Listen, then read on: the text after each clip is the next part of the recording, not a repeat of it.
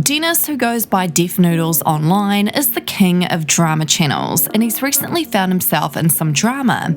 He's been called out not just for lying about his age. Deaf Noodles was originally a reaction/comedy channel, but now he's most famously known for being a drama channel. He's also well renowned for how fast he is at posting celebrity news on his Instagram and Twitter. But as much as I'm a huge fan of Deaf Noodles, he's in some tea at the moment, and we have to discuss what's been going on and be objective about the situation. So let's address the main thing that people are concerned with at the moment, and it's that he allegedly lied about his age. So drama channels were concerned about this and started a conversation about it on Twitter. Angelica Oles had said, "I just woke up and found out Deaf Noodles could be my dad. 37-year-old acting like that on the internet is unreal." Adam McIntyre had tweeted, "Deaf Noodles has been lying to his audience, saying he's 10 years younger than what he actually is. I'm laughing so hard this shit gets better and better." Someone had commented, "Very common back in the day when directors would put out casting calls. Shaving a few years off could make the difference in scoring an audition. If that audition got your big break, you're stuck with that age on your bio." Deaf Noodles first responded to this news on Twitter stating, "People trolling me about my age have no idea that they literally freed me from something I didn't want in the first place. I changed my age, like many people in Hollywood, on advice of my management so I could audition for younger roles, since I was being mostly cast to play 22-year-olds. Now, I don't have to worry that anymore.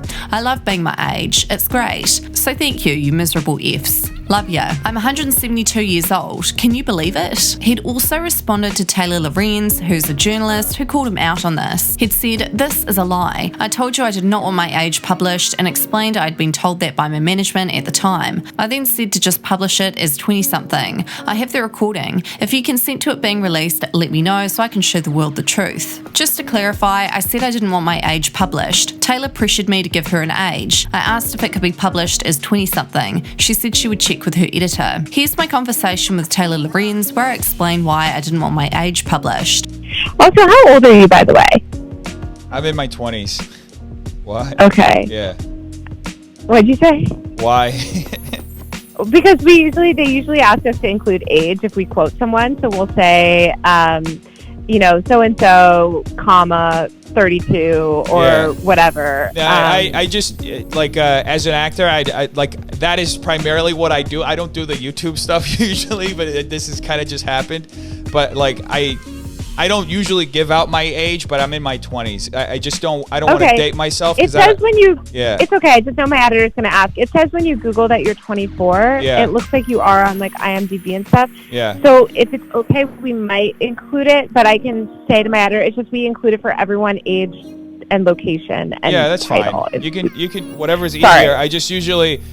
I don't get the only reason why I don't get my age out is like my agent's like, look, if you may not be able to play younger roles or they may not think you're good for older roles. I totally get it. We just have to ask for everyone, but I literally. Deaf Noodles tweeted, "Taylor lied, people don't.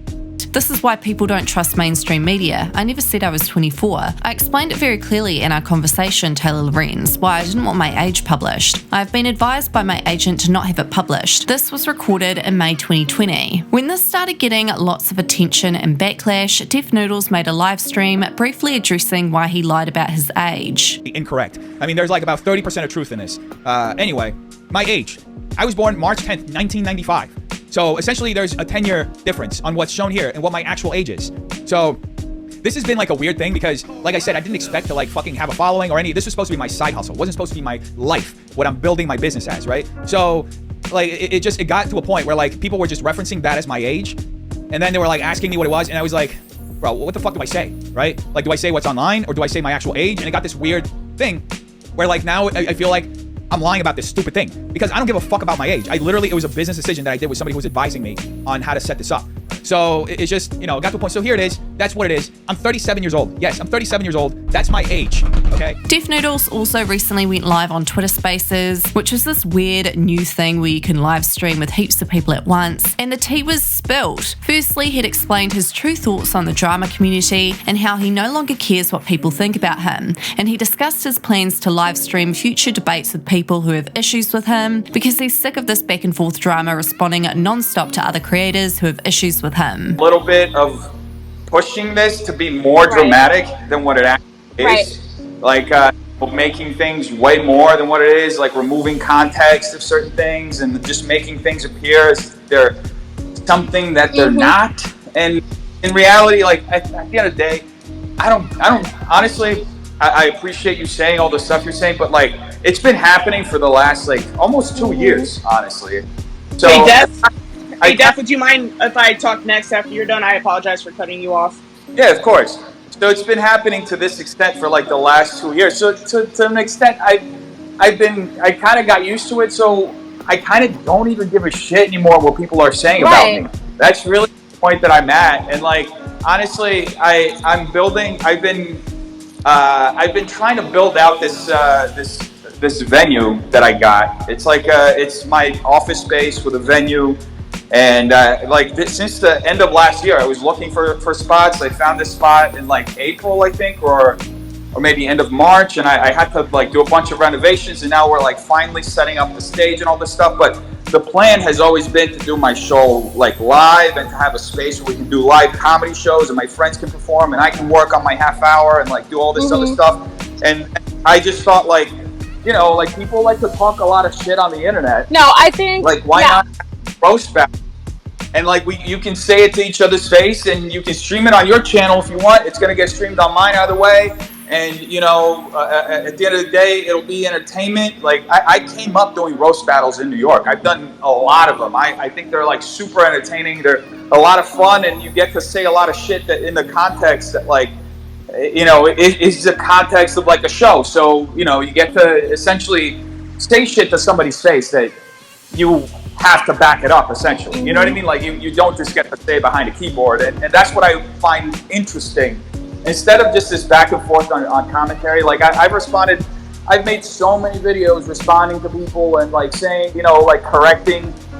Towards the end of the Twitter Space Live, Papagatt came on and started voicing his opinions on a few things. So firstly, who is Papagatt? He's a YouTuber who was formerly a TikTok star known for posting social commentary and political discussion. He was actually banned from TikTok in June 2021. Def Noodles and Papagatt have beef, to say the least. Apparently, Def Noodles started selling merch of Papagatt crying, and for context, this is why Dennis did that. I guess he made a t-shirt. Okay, I guess Dennis has decided to make a t-shirt at this point. Oh, of me crying. And this is like the 10th time that he's put this up. I think that he thinks it upsets me, but I want to explain to you why this like reflects very poorly on Dennis. There's a few other instances of it.